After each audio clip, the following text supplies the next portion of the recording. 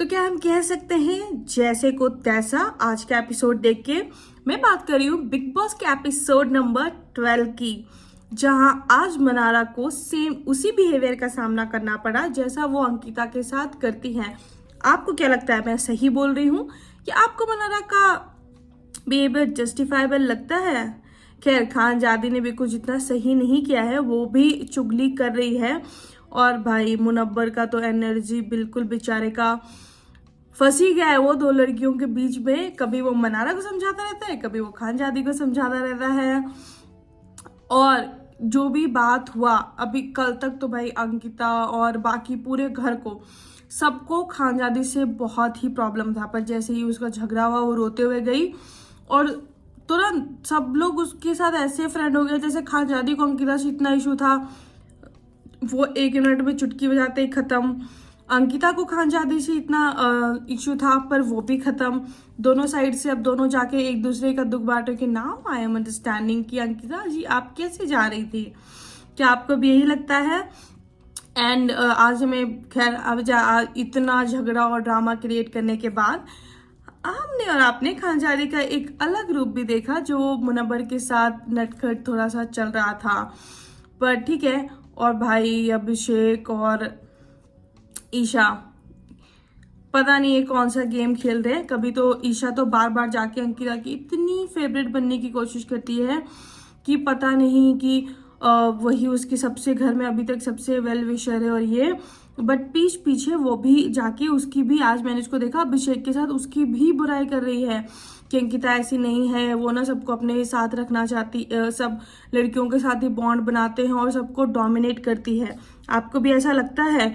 मुझे तो नहीं, मुझे लगता है कि अंकिता जो भी करती है, हाँ वो भी उसका भी है थोड़ा कि वो भी जैसे उसने थोड़ा सा बोला था कि भाई ईशा अभिषेक को कह दो मेरा उससे नॉर्मल रहेगा ना, मैं उससे ज़्यादा फ्रेंडशिप रखूंगी ना मुझे उससे कोई फर्क पड़ेगा। बट फिर भी वो बाद में मैंने एपिसोड के लास्ट में देखा जो बात कर रही थी वो अंकिता का आइडिया और वो डिस्कशन करना तो बिल्कुल ही गलत था। जो अभिषेक को उसने जो भी आइडिया दिया मनारा को लेके और उसका जो भी पर्सनल ट्रिगर है और उसको लेके कि उसको परिणीति बोल दो तो बुरा लगता है, ये टेक डेफिनेटली अंकिता का गलत था। पर जय हो बिकी भैया की जय। ये महान पुरुष और महान आत्मा घर में सारी लड़कियों के साथ जा जाके, या फिर चलो हम लड़की हटा भी देते, सारे कंटेस्टेंट्स के पास जा जाके प्यार से बात करता है।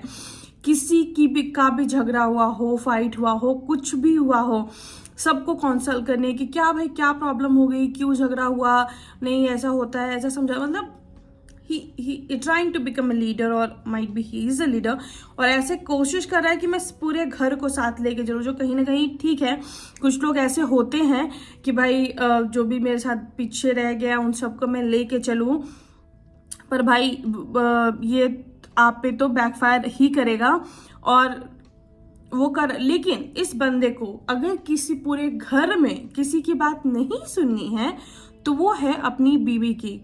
पिछले एपिसोड में हमने देखा था कि बोलते पाए गए हैं महान आत्मा कि भाई मैंने एक पति होने के नाते उसको घर दिया, गाड़ी दिया, सारे कंफर्ट दिए, लग्जरी दिया, प्यार दिया, फिर भी एक सेटिस्फैक्शन नहीं है। क्या दे भाई, बंदा एक रिलेशनशिप में टाइम भी चाहता है।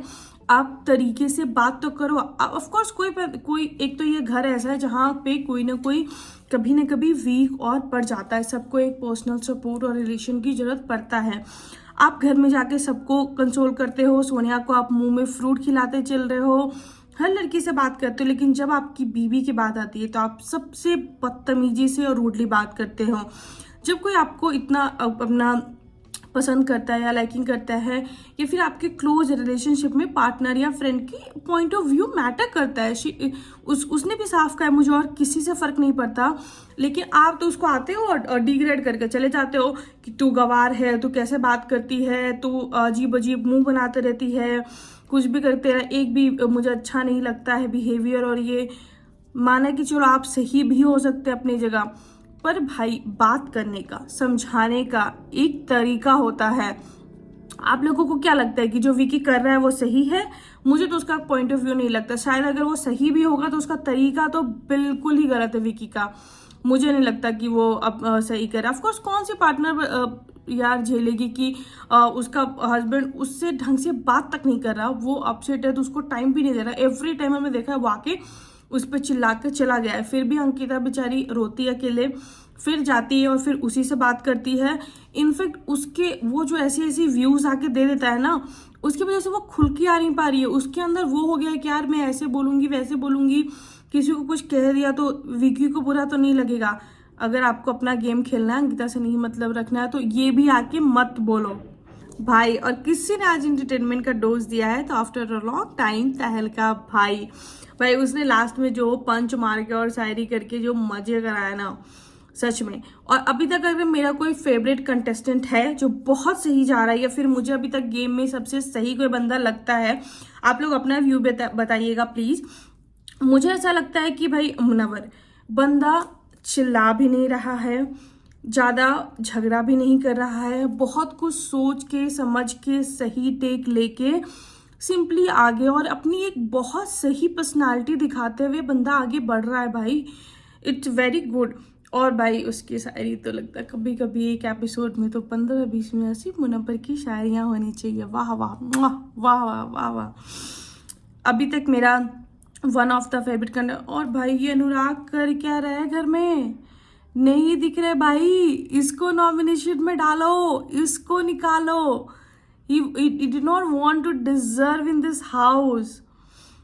बाकी लोगों को फालतू में नॉमिनेट कर दिया है, इसको नॉमिनेट करो और बाहर निकालो।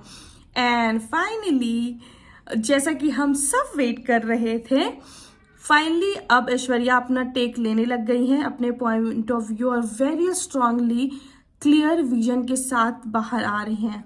हाँ थोड़ा सा और दिखे तो मजा है। खैर अभी तक उनकी पॉइंट ऑफ व्यू और रिव्यूज क्लियर हुए हैं, लेकिन वो अपने अंदर और अपने आप में ही है। अभी तक उन्होंने बाहर निकाला नहीं है या किसी मुद्दे पे उन्होंने स्ट्रांगली स्टैंड नहीं लिया है।